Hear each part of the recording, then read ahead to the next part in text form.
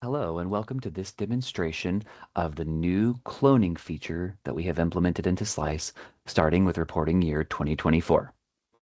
I'm Grant Loney, and I will be showing you how this feature works, and then a quick demonstration of it within the SLEIS application. Let's get started. So what can be cloned within SLEIS? You can clone release points, you can clone control devices, and you can clone emission units.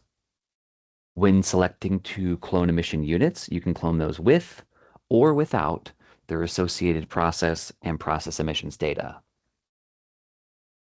When performing a clone operation within SLEIS, there is a source, which you will essentially be copying from, and a target, which you will be pasting to. So what can be the source of the clone? And this will be any report for any facility that you have the editor role. And I'd like to remind you that all roles that are assigned at the company level apply to each facility belonging to that company. So if you were assigned a company level editor role, then you have the editor role for each facility belonging to that company and can therefore select any facility belonging to that company as the source of your clone operation. And what report can be the target of a clone operation? Similarly, it's any report that you have the editor role, but additionally, it's only those reports that are currently in process. They could be in process because you're working on that report for the first time in a reporting season and you have not yet submitted it to DEQ, or it could be in process because we have reopened that report for amendment. Okay, let's go over to SLEIS now and take a look at how this works in the application. When you first log into SLEIS, you'll come to a page that looks very much like this, showing you all the companies that you have access to. We're going to be working in this test company C today, so I will click this button to open. And we'll primarily be working in this number 3, so I will click this button to open. And then we're going to be in our 2024 report, so I'll open it. And then we're going to start by cloning a single release point. So I'll click on my release points, and we're going to clone this one called test. You'll start your clone operation by selecting the items you wish to clone, which if you want to clone all of them, you can click that one. But today I don't want all of them. I just want this one. So I will select this one and then click the clone button down here. When you're selecting your target, you can select either the same report that you're in or a different report. At first, I'm going to show you what it looks like to clone into the same report. So I'm going to leave it to its default option of current facility and year, and then click OK. And then I'll get another pop-up asking me, do I want to clone this one that I've selected? And I will say yes. And look, immediately, this one called test shows up here. Now let's open this one. I want to show you something. Right here, we can see there are no related unit processes. If you clone a release point or a control device or an emission unit without its associated unit process, then you will have to manually connect the equipment to the appropriate unit process. Okay, let's go back now. Let's show you what it looks like to clone to a different report. So I'm going to start with my same piece of equipment, this test, click the clone button again. And this time, instead of leaving it as default current facility and year, I'm going to do this. I'm going to clone it to a different facility within the same company. So my company ID here is 4446. And I'm going to clone it to facility ID 20961 for the oil and gas number 2. And then I'll select my reporting year that I want to clone to. Notice here I only have 2 options, 2023 and 2020. because those are the only two reports for that facility that are currently in an editable state. That is to say, those are the only two that are currently in process. And we'll go take a look at that here in just a minute. So we're going to clone it to 2023, get the same pop-up asking me, are you sure you want to do that? I'll say yes. And then it says we successfully cloned those. Let's go take a look to make sure. So now I'm going to open number 2. And look here, we can see the list of all the reports for this facility. And you'll see, as we said earlier, only 2 of them are currently in process, 2020 and 2023. So those are the only 2 reports that we could select as the target of our clone operation for this facility. I'm going to open this 2023 report just to confirm. And sure enough, there it is. There's our test release point that we just created.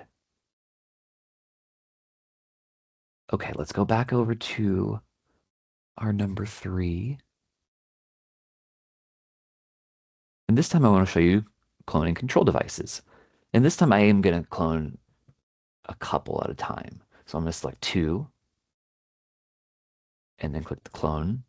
We're going to clone them to the same report, so I'll leave that defaulted there and click OK.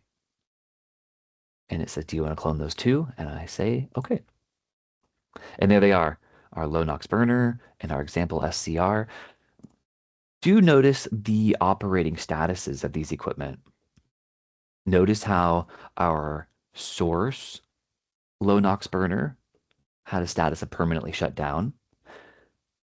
But when it was cloned, that operating status was set to operating. This will always be the case. All newly created equipment that's created through the clone operation will be set to operating. If it needs to have a status other than operating, you will have to manually update that after you've performed the clone operation. Okay, let's go look at emission units now. We are going to clone this one right here, this one called example engine. And let's open it up so we can see what it looks like. We can see here we have 2 unit processes associated with this one. Just wanted to point that out so that when we clone it, we know what to expect. So I'll highlight it, click the clone. This time I am going to select everything. But just so you see here, now that we're on emission units, we've got emission unit only, emission unit with the unit processes, or with the unit process and emission defaults. I want everything this time. I want the unit processes and the emission defaults. So I'll do that and then click OK. It's going to ask me once more, do I want to do that? I will say yes. And here's our new engine, our new example engine. Let's open that up. And we see there are 2 related unit processes. And again, this is different than release points and control devices, which don't have that option of cloning the related unit processes. So let's go look at the process emissions data now. Find that by clicking here. And then we'll look at this process right here. Since we included the process emissions data, it included for us the throughput combination, including throughput unit of measure, throughput type, and throughput material. It does not, however, include the annual throughput value. You'll have to supply that. It does not clone these operations data. You'll need to supply that. But it does include the pollutants, their calculation methods, as well as their emission factors.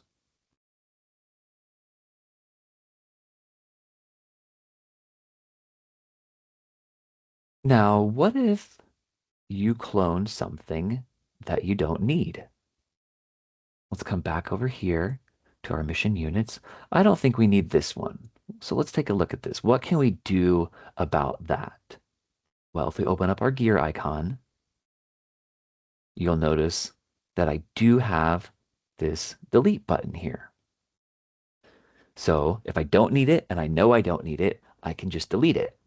Now, I will point out that you can only delete things with this delete button if that piece of equipment has never been submitted to DEQ before. So if you are working on a report, you clone something that you realize before submitting that you don't need that thing, then you can just delete it.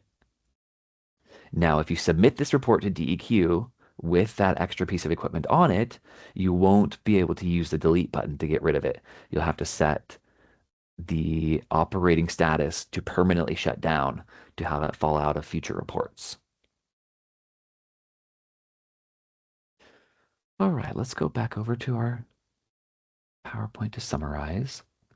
So once more, what can be cloned? It was release points, control devices, emission units with and without the process emissions data. Additionally, in order to select a particular report as the source, you must have the editor role for that facility. And to select a certain report as the target, you must have both the editor role and that facility or that report must be in process. Thank you for tuning in today. Once more, I'm Grant Loney, and please let us know if you have any problems with this or need further help. Thank you very much. Have a great day.